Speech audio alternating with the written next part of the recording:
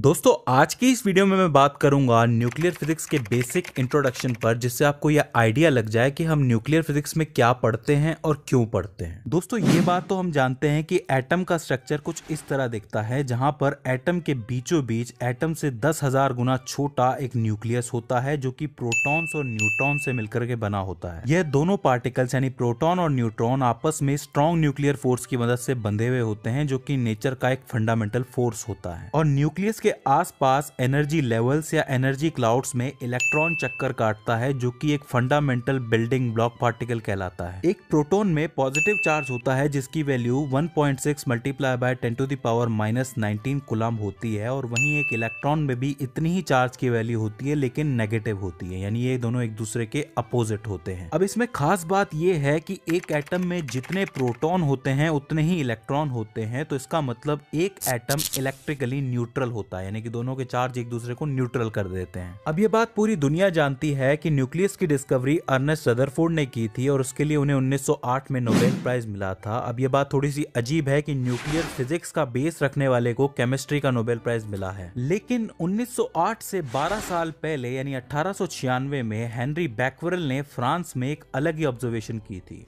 उन्होंने कुछ photographic plates को यूरेनियम सल्फाइड के क्रिस्टल के सामने रखा, और उन्होंने ये देखा कि इसमें से कुछ रेज बाहर आ रही हैं, जो कि इस प्लेट को काला कर रही हैं। अब यहाँ से शुरू हुई सवालों की बौछार कि एक एटम तो इलेक्ट्रिकली न्यूट्रल होता है, तो इसमें से कोई रे कैसे बाहर आ सकती है, इन रेज का ओरिजिन क्या है। तो उस समय तो इन रेज के बारे में कुछ पता नहीं चला, इसलिए इसे अननोन रेडिएशन का नाम दे दिया गया। और चूंकि ये चीज एटम के अंदर हो रही है, ये एक्टिविटी एटम के अंदर हो रही है, इसीलिए रेडिएशन एक्टिविटी यानी कि रेडियो एक्टिविटी का जन्म हुआ। तो ये इस चीज का पहला साइन था कि एक एटम में एक न्यूक्लियस जैसी कोई चीज हो सकती है। लेकिन मैं आपको बता दूं कि ये न्यूक्लियर फिजिक्स की स्टडी की शुरुआत नहीं थी। न्यूक्लियस की कहानी मॉडर्न फिजिक्स में बैक्वेरेल के टाइम से 325 साल पहले टाइको ब्राहे नाम के एक एस्ट्रोनॉमर के साथ शुरू हुई। साल 1572 में टाइको ब्राहे और 1603 में जोहान्स केपलर, जो उन्हीं के स्टूडेंट थे, उन्होंने नाइट स्काई में एक स्टेलर नोवा, जिसे हम सुपरनोवा भी कहते हैं, उसे ऑब्जर्व किया। सुपरनोवा किसी बड़े स्टार की डेथ को कहा जाता है। इसका मतलब ये है कि जैसे इंसान होते हैं, उनकी एक एज होती है और एज के बाद उनकी डेथ हो जाती है, उसी तरीके से स्टार्स की भी एक एज होती है जिसके बाद उनकी डेथ होती है, मतलब उनका एक्सप्लोजन हो जाता है। और जहां पर ये एक्सप्लोजन होता है, वहां पर उस स्टार की स्टार डस्ट,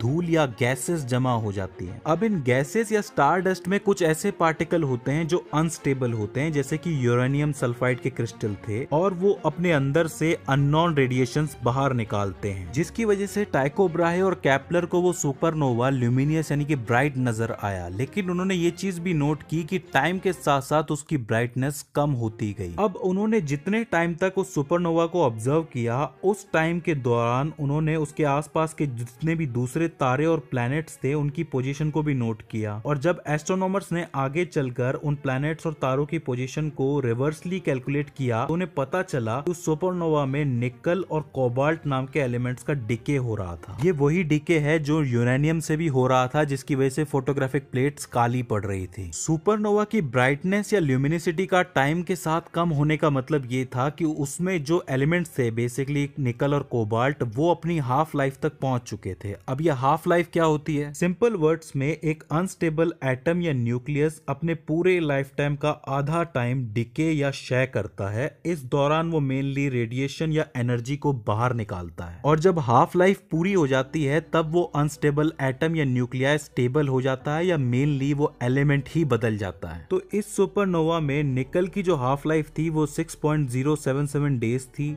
और कोबाल्ट की थी 77.27 डेज। तो अपनी हाफ लाइफ के हिसाब से उन्होंने एनर्जी रिलीज की, तो उस टाइम पे तो ल्यूमिनिसिटी ज्यादा थी, और हाफ लाइफ पूरी हो जाने के बाद उसकी ल्यूमिनिसिटी कम हो गई। अब देखिए, एक चीज आपको यहाँ पे ध्यान रखनी है कि जब उनकी आंखों तक रोशनी पहुंची, तब तक तो वो चीज शायद एग्जिस्ट ही नहीं करती थी, क्योंकि वो बहुत दूर थी उनसे। अब देखिए, ऐसा नहीं है कि टाइको ब्राहे और केपलर ही वो पहले इंसान थे जिन्होंने सुपरनोवा देखा होगा, बहुत लोगों ने देखा होगा, लेकिन चूंकि उन्होंने ऑब्जर्वेशन क्वेश्चंस को नोट भी किया और दुनिया को आगे दिया, इसीलिए न्यूक्लियर फिजिक्स में उन्हें आगे जगह मिली। हालांकि वो इसका इंपॉर्टेंस नहीं समझ पाए, वो क्या बैक्वेरेल भी नहीं समझ पाए थे, बैक्वेरेल ने भी 6 महीने के अंदर स्टडी छोड़ दी थी। लेकिन इसका काम सिर्फ ब्राइटनेस या ल्यूमिनिसिटी पैदा करना नहीं था, इसके पीछे थी यूनिवर्स की एक बहुत इंपॉर्टेंट प्रोसेस जिसको हम कहते हैं न्यूक्लियोसिंथेसिस। देखिए, जैसे प्लांट्स में फोटोसिंथेसिस होता है जहां पर वो फोटोन यानी कि सनलाइट लेके अपना खाना बनाते हैं, वैसे ही न्यूक्लियोसिंथेसिस से पूरे ब्रह्मांड यूनिवर्स के अंदर चीजें डेवलप होती हैं। देखिए, इसको सिंपल वर्ड्स में समझने की कोशिश करते हैं। देखिए, हमें पता है कि हमारे पूरे यूनिवर्स में काफी सारे स्टार्स हैं, लेकिन बहुत से लोगों का ये मानना है कि स्टार्स के बीच में कुछ नहीं है, यानी कि उनके बीच में सिर्फ वैक्यूम है, जबकि ऐसा है नहीं। स्टार्स के बीच के इस स्पेस को हम इंटरस्टेलर मीडियम कहते हैं, जहां मेनली गैसेस पाई जाती हैं। जो स्टार्स खत्म हो चुके हैं उनकी गैसेस होती हैं। अब जहां पर ये गैसेस मिलती हैं यानी कि कंडेंस होती है, मान लो कि यहाँ पे ग्रेविटेशनल फोर्स ज्यादा है, तो उस वजह से जब ये कंडेंस होंगी तो इस दौरान इनके एलिमेंट्स बनना शुरू हो जाएंगे। For example, cosmological big bang के बहुत समय के बाद गैसेस के अंदर जो प्रोटॉन्स और न्यूट्रॉन्स थे वो जब कंडेंस हुए तो सबसे पहले हाइड्रोजन और हीलियम, जो कि बहुत ही बेसिक पार्टिकल्स हैं, एलिमेंट्स हैं, वो बनना शुरू हुए। और ये डेवलपमेंट न्यूक्लियर रिएक्शन के बगैर पॉसिबल नहीं था, यानी कि बिना न्यूक्लियर रिएक्शंस के हाइड्रोजन और हीलियम नहीं बन पाते हैं। अब क्या हुआ कि जैसे इनको थोड़ा सा और कंडेंस किया गया, यानी कि और ज्यादा कंडेंस हुए, तब हैवी न्यूक्लियस बनना शुरू हुए। मतलब ये कि प्रोटॉन्स और न्यूट्रॉन्स की संख्या बढ़ने लगी न्यूक्लियस के अंदर। अब वहां पे संख्या बढ़ी है तो ऑब्वियसली बात है कि वहां पे इलेक्ट्रॉन्स भी बढ़ेंगे। अब इलेक्ट्रॉन्स बढ़ रहे हैं तो वो एलिमेंट अब हाइड्रोजन नहीं रहा, वो दूसरा एलिमेंट बन गया। तो इस तरीके से एलिमेंट्स बनना शुरू हो जाते हैं। लेकिन यहाँ पर मास में भी वृद्धि हो रही है, यानी कि मास भी बढ़ रहा है, और मास के बढ़ने से ग्रेविटेशनल इफेक्ट भी बढ़ता है। तो ऐसे में और भी ज्यादा कंडेंस हो जाती है चीजें और एक